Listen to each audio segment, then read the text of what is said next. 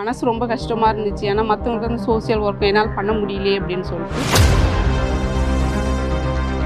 படிச்சும் வேலைக்கு போக முடியலையேன்ற ஒரு கவலையில படிப்பு வீணா போயிடுமே அப்படின்னு சொல்லிட்டு நான் நிறைய நாள் அழுதது உண்டு. ஊர் ஜனங்களே என்னை ரொம்ப பாராட்டுறாங்க. என் பேர் தேன்மொழி.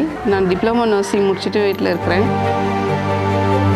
படித்து வேலை இல்லாமல் எனக்கு மனசு ரொம்ப கஷ்டமாக இருந்துச்சு. ஏன்னா மற்றவங்களுக்கு வந்து சோசியல் ஒர்க் என்னால் பண்ண முடியலையே அப்படின்னு சொல்லிட்டு.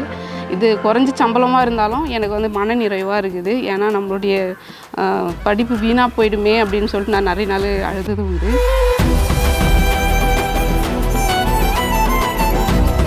எங்கள் குடும்பத்தில் 4 பேர். அவங்கெல்லாம் வந்து படிப்பு அறிவு யாருமே படிக்கலை. நான் மட்டும்தான் எங்கள் ஊர்லேயே ஃபஸ்ட்டு நர்ஸு நான் தான். அப்படி படித்து கூட என்னால் மற்றவங்களுக்கு சோசியல் ஒர்க் பண்ண முடியலன்ற மனவேதனை வந்து நான் ரொம்ப நாள் டிப்ரெஷனாக கூட இருந்தேன். அப்படி இருக்கும்போது தான் எனக்கு இந்த ஒரு வேலை, இந்த குழு மூலிமா அந்த ஒரு வேலை வாய்ப்பு எனக்கு கிடச்சிச்சு. எனக்கு சம்பளத்தை பற்றி வந்து கவலையே கிடையாது. ஏன்னா என்னுடைய ஏதோ ஒன்று சோசியல் ஒர்க்கு நான் பண்ணணும், மற்றவங்களுக்கு ஏதாவது பண்ணணும். எங்கள் ஊரில் கூட யார்கிட்டையுமே எந்த நீட்டையும் நான் பைசா வாங்குறதே கிடையாது. சோசியல் ஒர்க்கில் நான் எல்லாருக்குமே இன்ஜெக்ஷன் போடுவேன். வந்து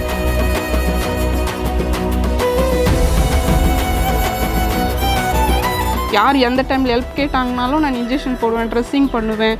அந்த கவர்மெண்ட் ஹாஸ்பிட்டலில் போய்ட்டு வந்து சூச்சர் பண்ணி ரிமூவ் பண்ண முடியல, அவங்களால செலவு பண்ணி ரொம்ப தூரம் போகணுன்றதுனால நான் வீட்டிலே போய் எல்லாமே பண்ணி கொடுப்பேன். எனக்கு இந்த குழு சேர்ந்ததுனால இது வந்து எனக்கு ரொம்ப மன நிறைவாக இருக்குது. மற்ற ஜனங்களும் வந்து ரொம்ப என்னை பாராட்டுறாங்க.